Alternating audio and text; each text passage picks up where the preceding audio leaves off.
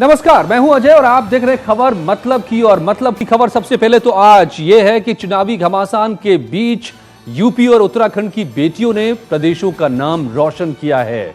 CBSE 12वीं के नतीजों में यूपी और उत्तराखंड दोनों जगह की बेटियों ने देश भर में परचम लहराया है। यूपी की बेटियां जहां टॉप पर रही, वहीं सेकंड टॉपर उत्तराखंड के ऋषिकेश की बेटी रही।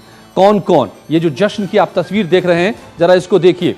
ये बेटियां किस कदर आज आगे लगातार बढ़ रही हैं, ये नजर आ रहा है यहां पर। और अगर मैं आपको बताऊं कि कहां की कौन किस बेटी ने क्या किया, तो गाजियाबाद की हंसिका शुक्ला और मुजफ्फरनगर की करिश्मा अरोड़ा ने टॉप किया है, देश भर में टॉप किया है। वहीं सेकंड पोजीशन पर भी 3 लड़कियां रही हैं।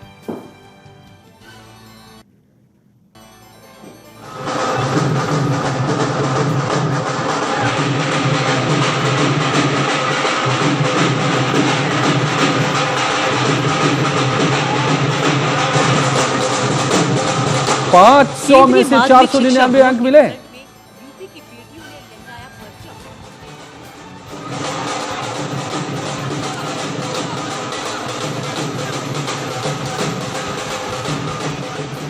सीबीएसई 12वीं बोर्ड की परीक्षा में हंसिका शुक्ला और करिश्मा अरोड़ा ने किया टॉप।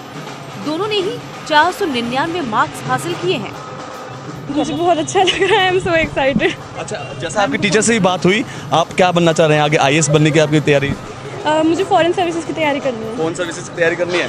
अच्छा, एक जानना चाहूँगा, जो चेहरे की खुशी होना, कोई टिप्स देना चाहेंगे बच्चों को? क्योंकि 12th में जो बच्चे होते हैं, अधिकांश मैंने देखा है कि पढ़ाई को लेकर दबाव में आ जाते हैं, तो ऐसे में कोई टिप्स? बस मैं चाहती हूँ that they believe in themselves, positive रहें, अपने गोल के लेकर कमिटेड रहें। बहुत ओवरवेलमिंग है और बिल्कुल भी भरोसा नहीं हुआ, क्योंकि इतना अच्छा रिजल्ट आया। एक्सपेक्टेड था कि अच्छा करूँगी एग्जाम्स में, पर इतना अच्छा आएगा कि बहुत ज़्यादा खुशी हो रही है। टॉप पोजीशन के साथ ही सेकंड टॉपर के लिए भी टाई हुआ है। सेकंड रैंक के लिए 498 अंकों के साथ 3 लड़कियों में टाई हुआ है।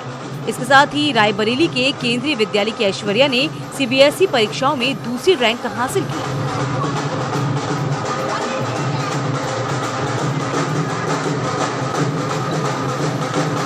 अच्छे रिजल्ट की उम्मीद थी, लेकिन कुछ भी प्रेडिक्टेबल नहीं था, तो कुछ कह नहीं सकती थी। आगे चल के क्या बनना चाहेंगे? मैं आईएएस ऑफिसर बनना चाहती हूँ।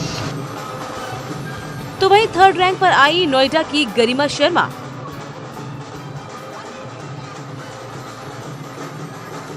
घर वालों का सपोर्ट, स्कूल का सपोर्ट बहुत ज़्यादा था। Everyone motivated me to do better. जब भी मतलब स्कूल में भी अच्छे मार्क्स थे, but then also everyone motivated कि और करोगी तो और आएगा।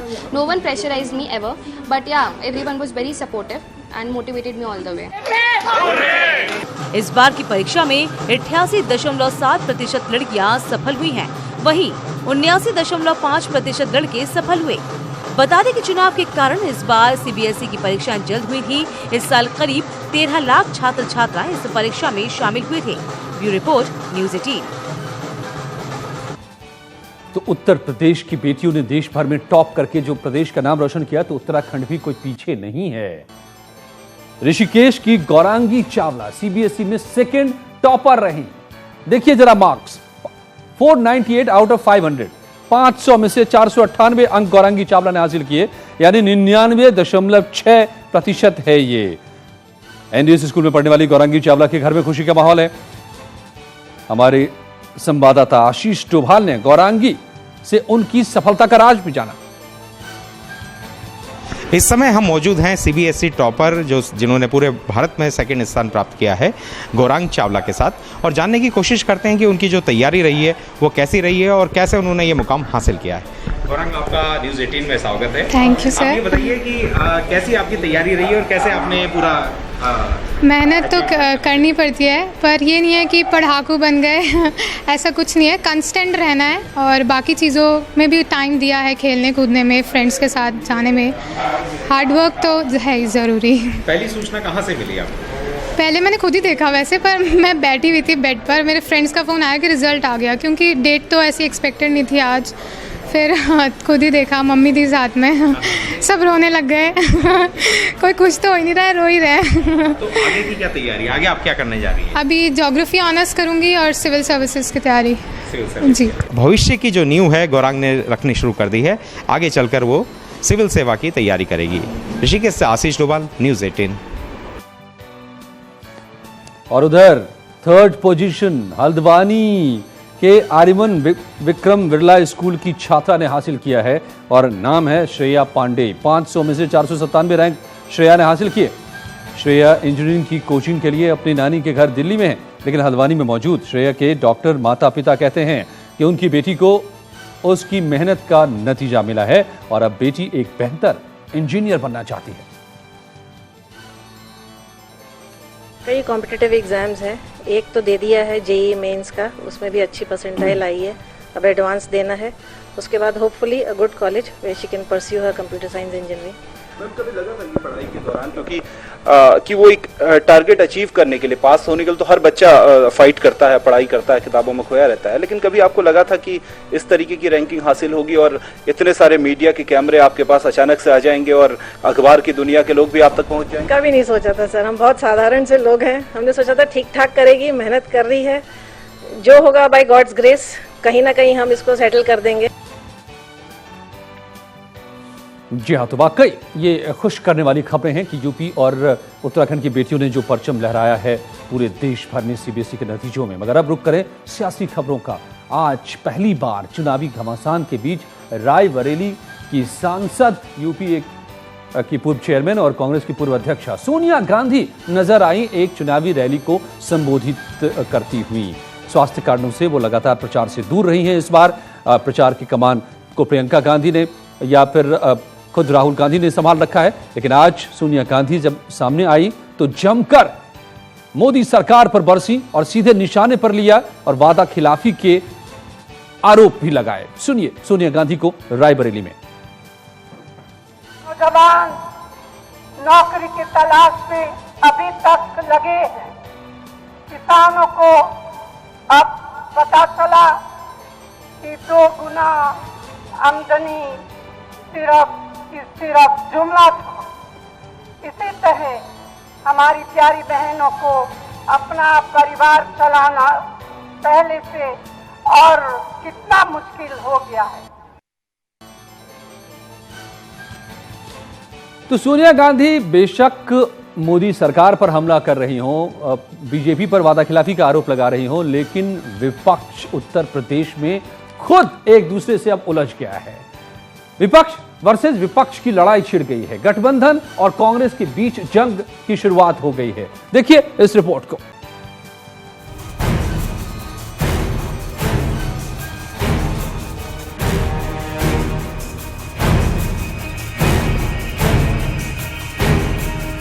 अब तक बीजेपी को घेरने में जुटा विपक्ष अब आपसी जंग में ही जुटा दिखाई दे रहा है। चुनावी दंगल में बीजेपी से दो हाथ करने की हिम्मत केवल कांग्रेस में बताते हुए प्रियंका ने कहा कि जहां भी कांग्रेस का हाथ कमजोर उम्मीदवार के साथ है, वहां हम बीजेपी के वोट पर हाथ साफ करेंगे। अखिलेश यादव कह रहे हैं कि कांग्रेस हमें राजनीति न सिखाए, हमको मालूम है कांग्रेस की हकीकत क्या है। इस तरह से हमने प्रत्याशी खड़े किए हैं, तो सबसे पहले तो हमारा सबसे जो मजबूत प्रत्याशी है वो खड़ा किया है। उसके अलावा हमने ये बहुत ध्यान दिया है कि हमारा जो प्रत्याशी है वो बीजेपी के ही वोट काटे। हमें परेशानी ला रही जो कांग्रेस और उनके तमाम लोग, उसके बाद भी हम अमेठी और रायबरेली में उनका समर्थन कर रहे हैं। कम से कम ये समाजवादियों से सीखें कि देश हित में क्या फैसले लिए जाते हैं। इसलिए हमें राजनीति न समझाएं कि हमें राजनीति क्या करनी है, और कांग्रेस हमें न समझाए। अब प्रियंका गांधी के बयान के बाद सियासी शब्दावली में कांग्रेस को वोट कटवा कहा जाने लगा, तो पैंतरा बदलते हुए प्रियंका ने कह दिया कि हमारा हर उम्मीदवार मजबूत है। इसके प्रत्याशी हर जगह मजबूती से लड़ रहे हैं। मुझसे पूछा गया कि आप गठबंधन का वोट काट रही हैं। मैंने ये बहुत स्पष्ट किया कि मेरी पूरी योजना ये रही है कि पूरी तरह से बीजेपी का वोट कटे। बीजेपी के खिलाफ हम सब लड़ रहे हैं, मैं भी लड़ रही हूँ उन्हीं के खिलाफ। लेकिन कांग्रेसी कुनबे ने तो जैसे बीजेपी के बजाय गठबंधन के खिलाफ ही कमर कस ली है। प्रियंका के बाद राहुल गांधी ने कमान से तीर निकालकर गठबंधन पर निशाना लगा दिया कि मोदी के हाथ में है अखिलेश यादव और मायावती का रिमोट कंट्रोल। समाजवादी पार्टी ने, बीएसपी ने नरेंद्र मोदी जी का मुकाबला किया। मैं नहीं डरता नरेंद्र मोदी से, मुझे कोई फर्क नहीं पड़ता। मायावती जी और अखिलेश यादव जी का कंट्रोलर नरेंद्र मोदी जी के हाथ में। अब बात निकली तो दूर तलक गई, लिहाजा गठबंधन के गलियारे तक जा पहुंची। अखिलेश यादव ने पलटवार किया कि जैसी कांग्रेस वैसी बीजेपी, ये दोनों तो ईडी और सीबीआई की सियासत सीख रहे हैं। कांग्रेस सीधा सीधा भारतीय जनता पार्टी को लाभ पहुंचाना चाहते हैं और ईडी, सीबीआई, इनकम टैक्स, ये जो जितने भी डराने वाली संस्थाएं थी, ये सब सीखा होगा बीजेपी ने कांग्रेस से। इस सियासी समर को प्रियंका और राहुल गांधी जहां बीजेपी बनाम कांग्रेस का मुकाबला बता रहे हैं, वहीं गठबंधन को बीजेपी के मुकाबिल बताते हुए बहन जी कह रही हैं कि राहुल और पीएम का गले मिलना बताता है कि दोनों एक थाली वाले हैं। कांग्रेस पार्टी के लोग ये भी कहते घूम रहे हैं कि चाहे बीजेपी के उम्मीदवार चुनाव जीत जाएं, लेकिन सपा व बसपा गठबंधन के उम्मीदवार यहाँ चुनाव नहीं जीतने चाहिए। इस पार्टी ने यहाँ ज़्यादातर सीटों पर बीजेपी को फायदा पहुँचाने के लिए ही अपने उम्मीदवार भी खड़े किए हैं। बहरहाल राहुल और प्रियंका गांधी जहां गठबंधन पर करारे प्रहार कर रहे हैं, तो वहीं अखिलेश यादव और मायावती दोनों मिलकर कांग्रेस को कोस रहे हैं। लेकिन गजब का नजारा तो तब दिखा जब सपा के मंच पर प्रियंका गांधी नजर आई। सवाल ये है कि क्या ये आपस में लट्ठम लट्ठा है या कुछ और। Bureau report, news 18। तो गठबंधन या फिर कांग्रेस, कौन कितना बीजेपी को फायदा पहुंचा रहा है ये तो नहीं पता, लेकिन इन दोनों के बीच का ये तू मैं बीजेपी को फायदा पहुंचा रहा है, इतना जरूर साफ है। और बड़ी खबर इस वक्त आ रही है, सीएम योगी को इलेक्शन कमीशन का नोटिस मिला है। योगी आदित्यनाथ को फिर से एक बार। दरअसल गठबंधन के प्रत्याशी समाजवादी पार्टी के नेता को बाबर का औलाद बताया था और इसको लेकर 24 घंटे में जवाब देने को कहा है सीएम योगी को ईसी ने।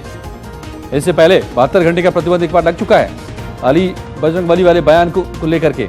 दरअसल सफीकुर रहमान है, गठबंधन के प्रत्याशी हैं समाजवादी पार्टी की तरफ से संभल में, और उनके ऊपर एक बार वंदे मातरम के अपमान का आरोप लगा था। वंदे मातरम के दौरान वो सभा छोड़कर चले गए थे और इसी का जिक्र करते हुए इसी कंटेक्स्ट में सीएम योगी ने संभल की सभा में बाबर का औलाद बताया उनको, और इस बात को लेकर के अब इसी का नोटिस सीएम योगी को 24 घंटे में जवाब।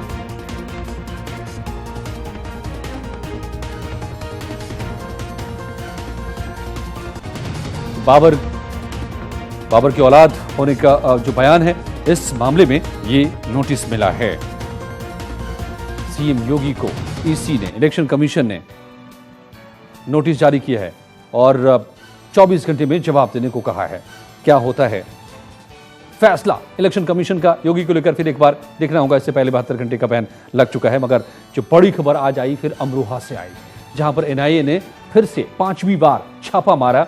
क्या अमरोहा का आतंकी कनेक्शन लगातार जो सामने आ रहा है, 5 लोग यहां से अब तक गिरफ्तार भी किए जा चुके हैं, कुछ और लोगों को आज एनआईए पकड़कर ले गई है।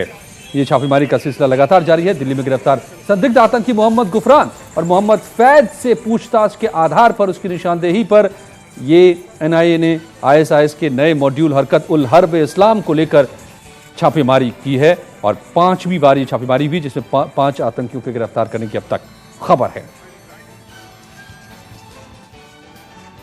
इस सबके बीच जैश ए मोहम्मद के सरगना मसूद अजहर को वैश्विक आतंकी क्या घोषित किया गया। सियासी घमासान यहां हिंदुस्तान में खड़ा हो गया, जबकि हिंदुस्तान की 10 साल की कोशिश के बाद यह हो पाया है। मगर कांग्रेस के नेता को कमलनाथ साहब का बयान जो आया उससे यह निकल रहा है कि उनको लगता है कि चुनावी कनेक्शन है, इसमें चुनाव है, इसलिए ये कामयाबी भारत को मिली है। अब इसको लेकर बीजेपी ने हमला कर दिया है कि क्यों कांग्रेस बेचैन हो रही है, खुशी नहीं हो रही है कांग्रेस को। क्या कांग्रेस को लगता है कि मोदी अब यूएन को भी चला रहे हैं? ये तमाम सवाल आज खड़े हो गए। और प्रियंका गांधी को भी नोटिस मिल गया है चुनाव के दौरान 2 मामलों में। एक तो बच्चों से प्रचार करवाने और अपशब्द कहलवाने प्राइम मिनिस्टर के लिए, उसके मामले में, और दूसरा ये जो सांप से के साथ खेलती नजर आ रही हैं प्रियंका, उसको खिलवाड़ माना है। जो वन्य प्रजातियों के संरक्षण के लिए संस्थाएं हमारे यहाँ, और इन दोनों मामलों में नोटिस भेजा गया है। एनिमल वेलफेयर बोर्ड के अधिकारी जयप्रकाश सक्सेना ने सांप हाथ में लेने के मामले में प्रियंका गांधी की शिकायत की है। सपेरों से मिलने गई थी, उसी दौरान उन्होंने सांप के साथ जो यहाँ पर जो कुछ कर रही हैं इसको लेकर के, और दूसरा वीडियो बच्चों को लेकर के बाल संरक्षण अधिकार के तहत उसके उल्लंघन को देखते हुए नोटिस जारी किया है प्रियंका गांधी को।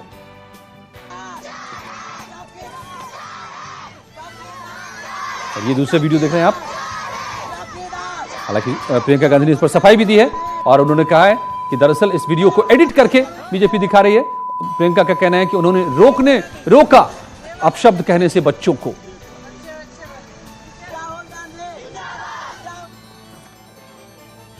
तो ये चुनावी घमासान है और इसमें तरह तरह की तस्वीरें आप भी आ रही हैं और लगातार पाबंदियां, बंदिशें और जवाब तलब भी किया जा रहा है। भारतीय लोकतंत्र का एक ये भी रंग है। खबरें मतलब की थी, ये जारी है यहां खबरों का सिलसिला। जुड़े रहिए न्यूज़ 18 के साथ। नमस्कार।